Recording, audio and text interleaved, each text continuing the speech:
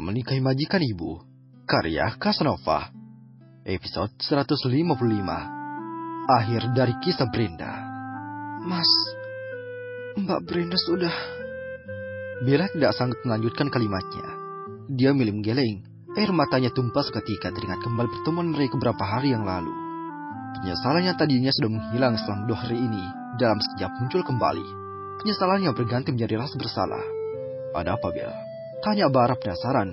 Air mata Bella membuat laki-laki itu panik. Bara yakin bukan berita baik yang terima Bella. Tangan Bara segera mengambil alih ponsel dari genggaman istrinya. Mencari tahu sendiri apa yang terjadi sampai Bella menangis terseduh-seduh. Dad, Mommy baru saja meninggal. Sepenggal pesan yang dikirim Rania. Singkat tapi mengguncang siapa saja yang mendengarnya.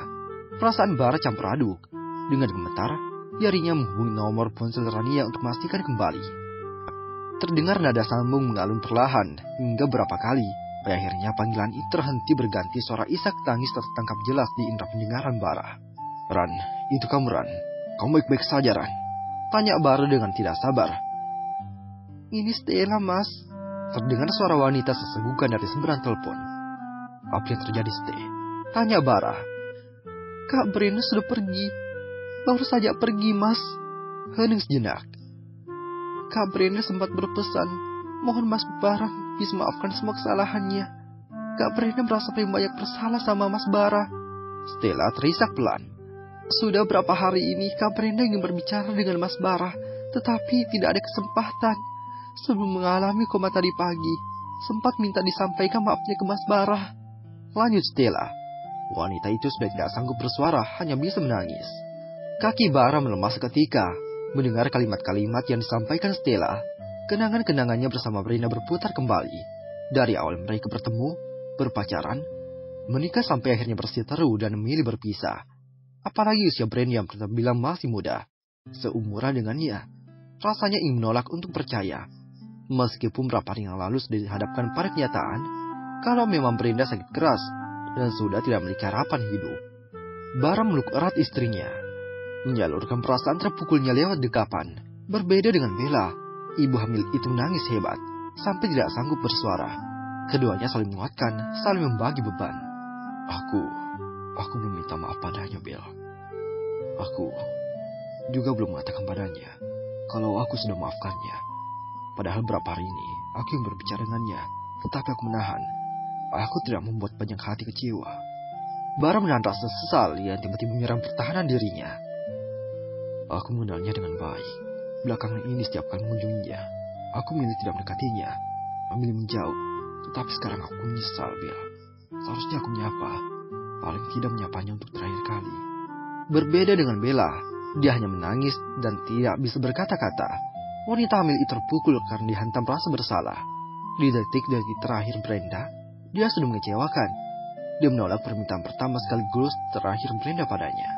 Siang itu, suasana duka di pemakaman Brenda begitu terasa. Baru saja turun dari mobil, Bara dan Bella sudah disuguhi isak tangis yang terdengar samar tetap memilukan. Tangan kekar Bara menggandeng mesra istrinya dengan posesif.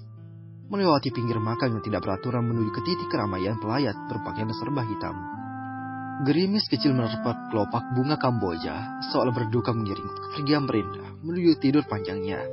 Untayan doa dikirimkan para pelayat, mengantar almarhumah di tempat peristirahatan terakhir. Kesedihan itu semakin terasa saat langkah kaki semakin dekat. Sepasang suami istri itu sudah menyibak jalan, menuntut keduanya menuju pusara. Bara dan Bella sedikit terlambat. Saat tiba di pemakaman, prosesi itu hampir selesai. Gundukan tanah sudah meninggi dengan nisan berdiri kokoh terukir nama Brenda di sana.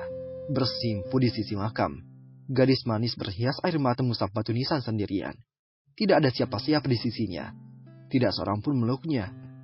Gadis itu sedang tergoncang sendirian, menguatkan hati dalam diamnya. Sesekali tangannya mengusap kasar kedua pipinya. Tak jauh dari tempatnya berlutut. Tampak Stella sedang meluk mamanya yang melemas. Nyaris tidak sadarkan diri. Tidak tampak Bapak Sutomo di sana. Entah kemana kepala keluarga yang harusnya menjadi penguat para wanita-wanita ini. Mas, aku menemani Rania sebentar. Bisik Bella, melepaskan diri dari genggaman tangan suaminya. Ibu menyerang relung hatinya. Bella seperti melihat dirinya sendiri dalam sosok Rania. Saat ayahnya meninggal dunia, itulah yang dialaminya dulu. Itulah yang dilakukannya, bersimpu di makam ayahnya dan tidak mau pulang. Ran, sapa Bella pelan, berdiri di samping Rania. Gadis itu mendongak, menatap ke sungai. Sedetik kemudian, Rania sudah menghambur, memeluk pinggang Bella mencari kekuatan dari dekapan Bella. "Mommy," ucapnya lirih menumpahkan kesedihannya. Tangisnya kian pecah, seolah ingin mengeluarkan isi hatinya yang tertahan. "Ya, Mommy datang. Ada Dede juga. Jangan nangis lagi, sayang," ucap Bella berusaha menghibur, menjauhkan wajah Rania dari perut buncitnya, menghapus jejak air mata dari mata sembab gadis itu. "Maaf, Mommy baru bisa datang sekarang." Kedua tangan itu sudah merapikan rambut Rania yang acak-acakan, menyelipkannya di belakang daun telinga. Rasanya tidak tega melihat kondisi Rania yang tidak memiliki siapa-siapa. Pemandangan di pemakaman ini semakin membuatnya berpikir ulang akan permintaan terakhir Brenda. "Mas," tiba-tiba Bella menoleh ke belakang saat mendapati lengan Bara sedang merengkuh pundaknya. "Kasihan," bisik Bella tanpa suara, hanya gerak mulut saja. Bara hanya mengangguk. Lelaki itu sudah berjalan mendekat ke arah makan. Bersimpu di samping makan Brenda yang masih basah dan bertabur kelopak bunga mawar merah. "Love, aku datang. Maaf belakangan ini aku sengaja menghindarimu. Kamu tentu tahu, kalau aku sudah menikah lagi, aku harus menjaga perasaan istriku. Aku tidak membencimu lagi. Aku sudah memaafkanmu. Sejak menikahi Bella, aku sudah belajar menerima dan melepas masa lalu kita. Maaf, aku membuka hatiku kembali. Dan saat ini aku mencintainya. Aku benar-benar mencintai istriku, Love." Laki-laki itu menghela nafas berat. Dengan tangan menyentuh nisan sederhana tertulis nama Brenda di sana. "Love, aku baru bisa mengungkapkannya sekarang. Mungkin terlambat. Aku minta maaf selama pernikahan kita sudah membuatmu menangis dan kecewa.